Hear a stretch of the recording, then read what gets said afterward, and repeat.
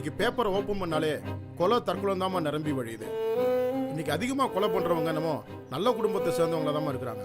எனக்கு என்னவோ எல்லாருமே ஒரு அக்யூஸ்ட் மைண்டோட இருக்கிற மாதிரி தான் தோணுது. எல்லா கொலையும் தற்கொலையும் நோண்டி பார்த்தா அதுக்கு ரெண்டே காரணம் தாம்மா. ஒன்னு பணம், இன்னொன்னு செக்ஸ். காதல் ஜோடிக்கு ஓடி போறதை விட கள்ளக்காதல் ஜோடி ஓடி போறதுதான் இங்க ரொம்ப அதிகமா இருக்கு. எல்லாத்துக்கும் காரணம் மனசுதான் சார். கல்யாணமான தம்பதிகள் ஆரம்பத்துல காமத்தை ஒரு கொண்டாட்டமா நினைக்கிறாங்க. அப்புறம் அது ஒரு கடமையா மாறி போயிடுது. பணத்தேவை அதிகரிக்க அதிகரிக்க உடல் தேவை குறைஞ்சு போயிடுது. ஆக்சுவலா பணத்துக்கும் செக்ஸுக்கும் எந்த வித சம்பந்தம் இல்ல சார். இவங்க ரெண்டையும் போட்டு குழப்பிக்கிறதுனாலதான் கள்ளக்காதல், கௌரவ கொலைன்னு குடும்பமே கூண்டுல நிக்குது. வேற யாராவது வில்லங்கமான ஆட்கள் வந்தாங்களா? சொல்லக்கூடாதுதான், ஆனா சொல்லிதான் ஆகணும்.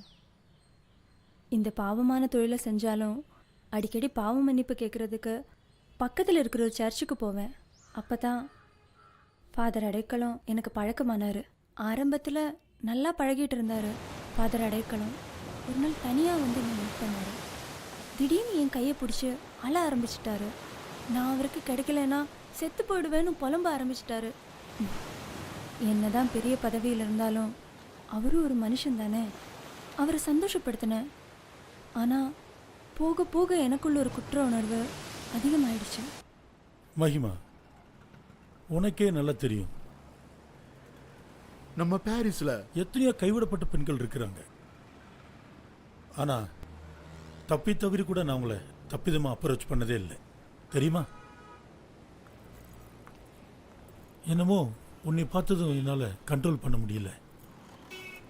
மகிமா, நீ ஒரு professional call girl. I'm very sorry இந்த வார்த்தையை யூஸ் பண்ணதுக்கு.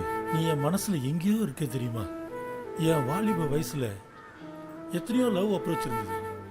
அதையும் தாண்டி உண்மையாவே கடவுளுக்காக என்னை நானே டெடிகேட் பண்ணிக்கிட்டேன். உன்னோட பர்சனல் லைஃப்பை நான் தெரிஞ்சுக்கிட்டு உன்னை தப்பாக யூஸ் பண்ணிக்கிறேன்னு மனசுக்கு கொஞ்சம் கஷ்டமாக தான் இருக்கு. இன்னும் ராகப் அண்ட் மகதல்னா மரியா இவங்கெல்லாம் பைபிள் கேரக்டர்ஸ். பேசிக்காக அவங்கெல்லாம் ப்ராஸ்டியூட்ஸ். ஆனால் அவங்க ஆண்டவருக்காக எவ்வளவு ஊழியம் பண்ணியிருக்காங்க தெரியுமா?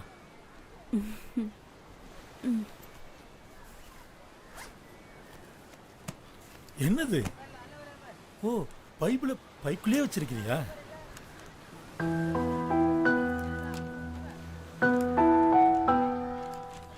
ஒரே ஒரு வசனம் மட்டும் வாசிக்கலாமா ஃபாதர்? எனக்கே வா. மத்தேயு 21:31.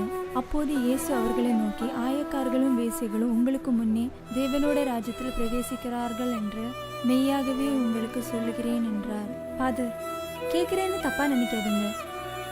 சொல்லு. ஒரு தடவைன்னு சொல்லிட்டு ஒவ்வொரு தடவும் வந்துட்டு போறீங்க.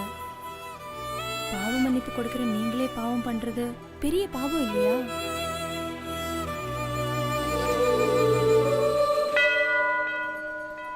உங்களை பொறுத்த வரைக்கும் பைபிள்ங்கிறது பலிபீடத்தோட முடிஞ்சு போச்சு. உங்களை ஒருத்தரை வச்சு எல்லாரையும் தப்பாக நினைக்க வச்சிடாதீங்க. 100 ஆட்டில் காணாமல் போன அந்த ஒத்த ஆட்டை கண்டுபிடிக்கிறது தான் உங்களோட ஊழியம். ஆனால் அந்த ஒத்த ஆட்டை நீங்களே அடித்து சாப்பிட்டா அது நியாயமா ஃபாதர்?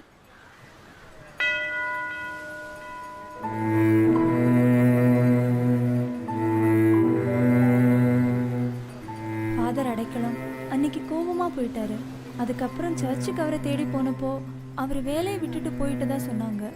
மனசுக்கு ரொம்ப கஷ்டமா இருந்துச்சு. ஆனா 3 மாசம் கழிச்சு திடீர்னு ஒரு நாள் வீட்டுக்கு வந்தாரு.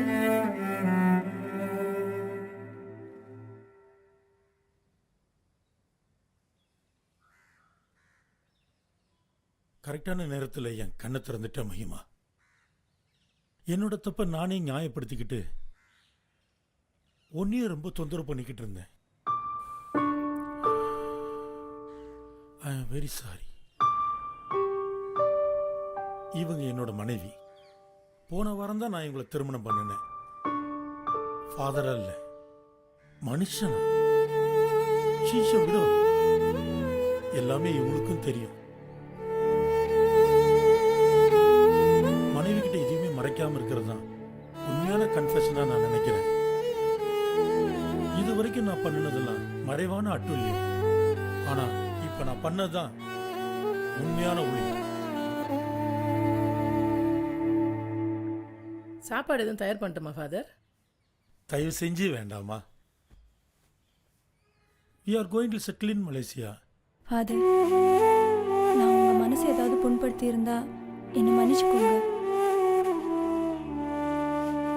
எங்களுக்காக ப்ரே பண்ணுங்க. நீதாம்மா எங்களுக்காக ப்ரேயர் பண்ணணும். God bless you. வர்றோங்க. வர்றோமா? வரமா.